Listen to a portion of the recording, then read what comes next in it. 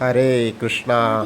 നമ്മുടെ കർക്കിടക മാസത്തിലെ രാമായണ മാസത്തിലെ മുക്കുറ്റി ചാന്ത്, മുക്കുറ്റി കൊണ്ട് ചാന്ത് ഉണ്ടാക്കിയിട്ട് മുൻപുള്ള കുട്ടികളൊന്നുമല്ല, എല്ലാവരും സ്ത്രീകളൊക്കെ അത് തൊട്ടിരുന്നു. സമയം ചന്ദനത്തിന് ബദലായിട്ട് ഇപ്പോഴും അത് ഉണ്ട്.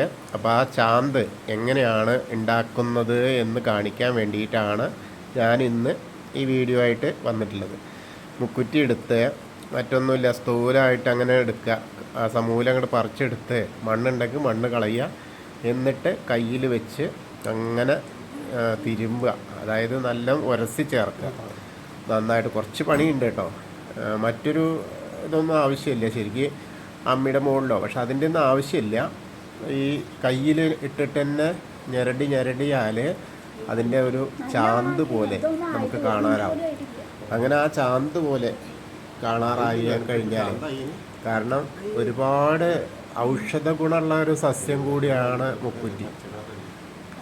മുക്കുറ്റിയുടെ കാര്യമെന്ന് പറഞ്ഞാൽ വളരെ എന്താ പറയുക, ഉപയോഗപ്രദമായ കാര്യമാണ്. ഔഷധ ഗുണമുള്ള നമ്മൾ ചാന്താക്കിയിട്ട് നെറ്റിയിൽ പുരട്ടിയാൽ വളരെ അത്യുത്തമമാണ്.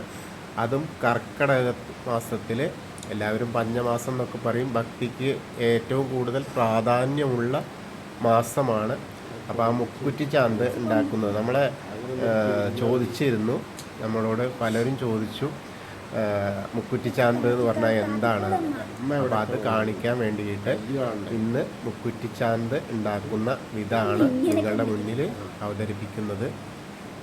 നമ്മൾ ശരിക്കും ഓണത്തിനൊക്കെ പൂവിടുമ്പോഴൊക്കെ എന്താ പറയുക, തറയുടെ നടുവിൽ വയ്ക്കുന്ന ഒരു കാര്യം കൂടിയാണ് മുക്കുറ്റി. ഇതാണ് മുക്കുറ്റി ചാന്ത് കേട്ടോ. ഇപ്പോൾ ഈ മുക്കുറ്റി ചാന്തായില്ലേ, ഇനി ഇതാണ് നമ്മൾ നെറ്റിയിൽ തൊടേണ്ടെന്ന കാര്യം. മുക്കുറ്റി വളരെ ഔഷധ ഗുണമുള്ള ചെടിയാണെന്ന് ഞാൻ പറഞ്ഞല്ലോ. അതായത് രുചി കയ്പ്പാണ്, പക്ഷേ ഉത്തേജക ഗുണമുള്ളതാണ്.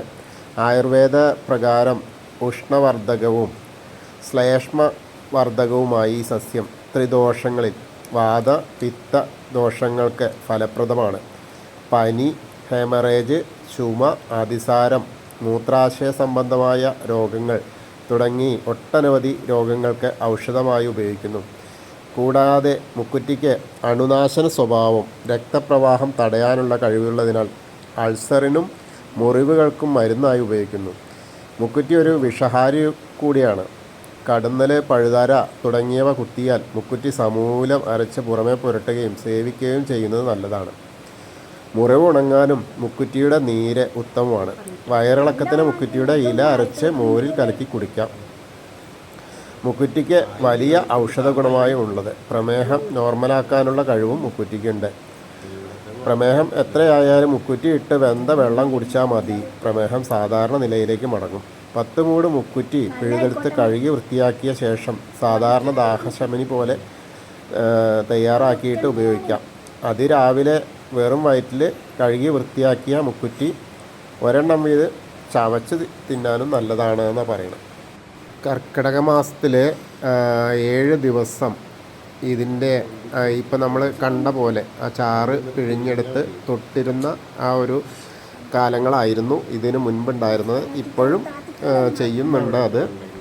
അതുപോലെ മുക്കുറ്റി സ്ത്രീകൾ തലയിൽ ചൂടിയാൽ ഭർത്താവിന് നല്ലതാണ്. പുത്രലബ്ധി തുടങ്ങിയ പല ഗുണങ്ങളും ഉണ്ടാവുന്നതാണ്. പിന്നെ ആരോഗ്യപരമായ ശാസ്ത്ര വിശദീകരണങ്ങൾ ഏറെയാണ്. മുക്കുറ്റി സ്ത്രീകൾ നെറ്റിയിൽ അരച്ചു തൊടുന്നതിനും പുറകിൽ പോലും ശാസ്ത്രീയ സത്യമുണ്ട്.